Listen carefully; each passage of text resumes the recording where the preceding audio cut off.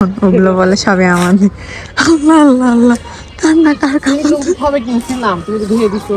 Guys, আজকে আমরা ছাদে আসছি, এসে ভাবলাম যে আজকে সব কাপড় সালমানকে দিয়ে তুলাবো, তাই সালমানকে পাঠিয়ে দিছি। দেখুন আপনারা সবাই। সালমান, বলো, ছাদে আসার পর তোমার কেমন লাগতেছে পরিবেশটা দেখি, আগে সেটা বলো তো। ছাদের পরিবেশ তো আগের থেকেই ভালো লাগে। যদি বাসায় বোরিং লাগে, মনে হয় যে ছাদে গেলে একটু ভালো লাগে। তো রেগুলারের মতো আজকেও ছাদে চলে আসছি, আর আমার কয়েকদিন ধরে খুব মাথা ব্যথা করতেছে।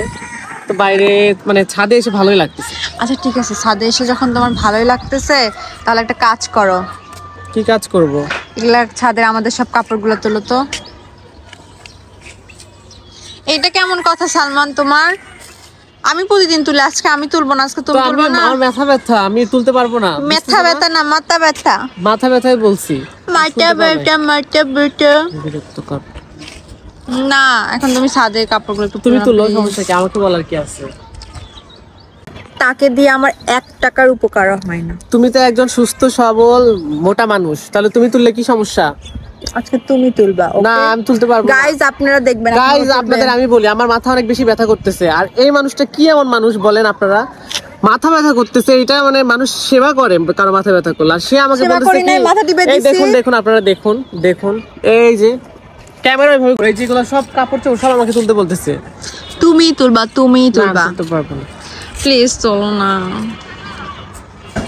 এত করে যখন বলতেছো, ঠিক আছে আসো তুলি। এখন তোমার একটা চ্যালেঞ্জ, খুঁজে খুঁজে নিতে হবে কোনগুলো আমাদের কাপড়, ঠিক আছে? এগুলো সব কাপড়ই আমাদের, এগুলো মনে হয় আমাদের না।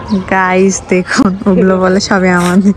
আল্লাহ আল্লাহ আল্লাহ, কান্না কার কাপড়। ভাবে কিনছিলাম, তুমি তো ধুয়ে দিছো। গাইস দেখুন কি একটা অবস্থা। ওই পাশে আছে না, কিভাবে বোতাম লাগাইছে ধু, আমি তুলতে পারি। আচ্ছা এটা পরে তুলো। কিনছি, হ্যাঁ এগুলো আমি তোমার জন্য কিনে নিয়ে আসছি। Thank you thank you. Guys, একটা কাপড়ও কিন্তু আমাদের না। উনি দেখুন ভুল ভাল কি করতেছে না করতেছে।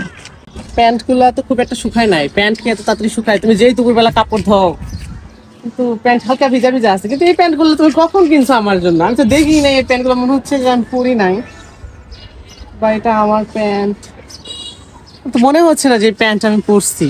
তুমি কি নতুন কিনছো আমার জন্য? হ্যাঁ, তোমার জন্য আমি নতুন কিনেছি গো, তুমি চিনতে পারছো না? কত চিন্তা করো, আমি তো বুঝতেই পারি না। হ্যাঁ, মাফলারটাও তুলি। মাফলার খুব একটা পরি না, তারপরেও একটু ফ্যাশন টেশন দেওয়ার জন্য আর কি নেওয়া হয়। আই উইশ গাইস, কোনো একদিন আমাদের বেবির কাপড়ও যেই এভাবে রোদে দিবে, ঠিক না? হ্যাঁ গাইস দেখুন, সালমান বলতেছে ওর নাকি এরকম বেবির জন্য সে কাপড় রোদে দিবে। এই ড্রেসগুলো বেবির জন্য খুব ভালো লাগে, যখন ছোট বেবিরা এগুলো ড্রেস পরে অনেক কিউট লাগে তাদের দেখতে, তাই না? এত এত কাপড় তুলে যে আমি হচ্ছে ওই যে ইয়ার উপর রাখলাম, চকির উপর রাখলাম, সাথে যে চকিটা আছে। বাট আমার মনে হচ্ছে শুধু এই জামাটা আমার চেনা চেনা লাগতেছে, মনে হচ্ছে এটা আমার জেরিনের জামা।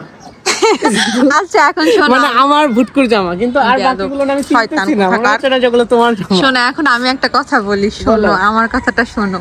ওগুলো একটা আমাদের কাপড় না, জাস্ট এইটা আর এই লুঙ্গিটা তোমার, ঠিক আছে? এগুলো মানুষের, তুমি কি আমাদের কাপড় চিনো না? কতটা হাদারা আমার বোকা কি জেরিন, মানে এটা করার মানে কি? আমার মাথা ব্যথা, এরকম পাগল পাইছো তুমি আমাকে? ঘিরে দাও নিজের কাপড়, এই যে টাঙ্গায় ছুঁয়ে দিলাম, তুমি তুললা কেন? ছুঁয়ে দাও।